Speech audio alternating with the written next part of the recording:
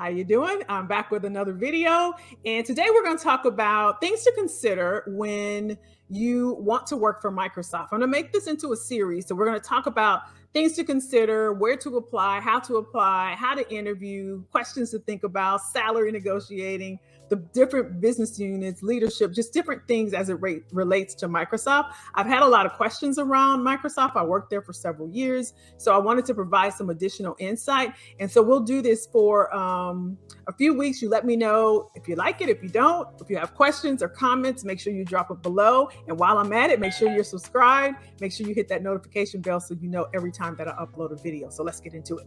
All right, so things to consider if you want to work at Microsoft. I'm going to give you 4 points. The first one is, and probably the most important one, you want to ensure that you're a person that's okay with change, right? All of us have some type of change in our life. All of us are pretty much accustomed to change, especially these past few years, right? But if you need some sort of stability and you're a person that once you accept a job and you're working in HR, you know you're going to be in HR and you know you're going to be reporting to John, right? If these are things you have to have in order, Microsoft may not be the place for you because there is constant change. And this isn't a bad thing. Most technology companies and most companies now, for the most part, have a lot of change. But when I was working at Microsoft, I got moved to 4 different areas. I can't even name how many different senior leaders that I reported to, right? And my scope of work changed. I went from doing like full life cycle recruiting where I did it from beginning to end. Then I went to doing it just on the back end. Then I just went to doing, just other things on the front end. So if you're a person that, once you get that job description and that offer and the scope of work is this, and you didn't know it was going to be changing, it may not be the place for you. So the first one is you have to be flexible. If that is a something that's non-tolerable for you, that's something that you can't accept that will change, then again, you may want to reconsider applying at Microsoft. There will be changes. There's a lot of reorgs. There's a lot of leadership changes. There's a lot of scope of responsibilities that will change. So that's something to consider. The second thing is I just touched on a little bit, and that's leadership. So let's say you interviewed with one hiring manager, and I've seen this happen as we're going through the offer process. The person that you interviewed with is not the person who you'll actually be reporting to once you actually start the job, right? Again, if that's something of importance to you, it's something to consider. And I'll show you ways in another video when I do the interview playlist on interviewing at Microsoft. I'll share some things that you can ask to kind of get ahead of that. But for some, who you report to is very important. It was important to me when I was out and I was looking for jobs in corporate America. I, got a sense of synergy when I interviewed with the hiring manager or person I was reporting to. So that was important to me. Now, you can't tell what a person's really going to be like. It's kind of like you don't know a person until you move in with them. The same thing for who you report to, right? Or if you're in a leadership role, who you'll be managing. Yeah, they're going to put their best foot forward when you first meet them. But when you get in that relationship and that working relationship, you really learn more about the person.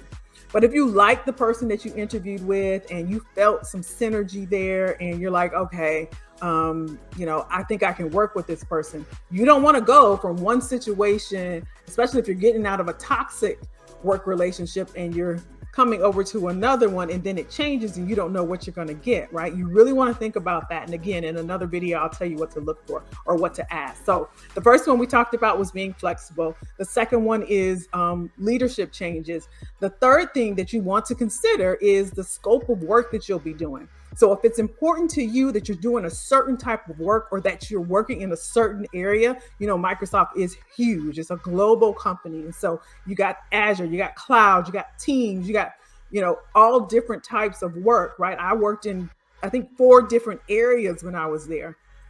And so the scope of work, if that is important to you, again, you want to get ahead of that and you want to be intentional. You want to know what it is that you want out of working there, right? Are you just going there just to say that you work that you work there, that's fine if that's your motivation. But again, I'm giving you things to consider when you think about going to work for Microsoft. So we talked about flexibility, we talked about leadership, and now we're talking about the scope of work. And I think the fourth and final thing, and I wrote some things down here. Let me make sure I didn't forget. Where you want to work. So there's different business units, and I touched on this. So like Azure, we have cloud, we have teams, we have engineering and ops, we have marketing, we got the stores area. So really being intentional. I want to work in the cloud area because this is what I do. This is, the type of technology or the stack or whatever the case is that you are familiar with, but maybe you want to learn something new, right? So you really want to know that going in so you can have something solid to stand on and stand firm on, knowing that. I'll give you an example. There was a candidate that we were bringing in, and we wanted to make an offer to, and there were some changes, right? We talked about, this is what we're talking about. There were some changes. So when I went back to the candidate and said, and let me just say this before I get to the story. Microsoft will tell you, it won't be like a shock to you or something that's just thrown at you. They will tell you that some changes have occurred, whether you're in or out. If you're in and on your way coming into Microsoft, you'll get a notification from your recruiter, hey, there's been some changes and what the changes are, right? And so back to the story. So there was a candidate who we made an offer to. We told them, they interviewed with the hiring manager. They knew the area, the business unit they would be working for. They knew the work and the projects they would be working on, technology stacks and all of that. They knew that because they have talked to the hiring manager. And then it changed. So I had to call the candidate and share. We sent an email, and then I called the candidate. That's just something I like to do and just make sure that they're okay. There's been some changes. And the candidate said, you know what, I really wanted to work. I'm just going to make this up because I don't remember the actual incident or situation that it was. And they said, I really wanted to work for on the Azure side, right? And so and they laid out for me why, right? And I was like, that's totally fine. I totally respect your decision. And what I did was I reached out to the area that they really wanted to work on. Let's just say it was teams. Again, I'm making this up. I can't remember the exact scenario. And the teams had an opening, right? So that's why I said, if you go in with the plan and stand on that plan, they will find, a good recruiter. I'll say that they will find an area for you, especially if you've already been through the interview process and you've already got the thumbs up to move forward. They will find someone will take you on. Okay. So figure out what you want to do, the type of work, right? The area you want to work in, stand firm on that. And, they will find you somewhere to go. Okay. So let me know if that's helpful. We talked about being flexible, right? We talked about the leadership, knowing if there's synergy, if there's a personality that you like, type of leadership style that you like, management style that you learned in the interview process. So leadership, we talked about scope of work that you'll be doing. And then we talked about an area that you want to work in, right? So those 4 points, when considering working at Microsoft, will help you when you start to negotiate, excuse me, I need some water, and going through the process. So let me know if that was helpful. Make sure you click that notification bell if you're not, if you're subscribed, so that you'll know when I'm uploading a video. If you're not subscribed, make sure you subscribe. We're going to talk about all things Microsoft here.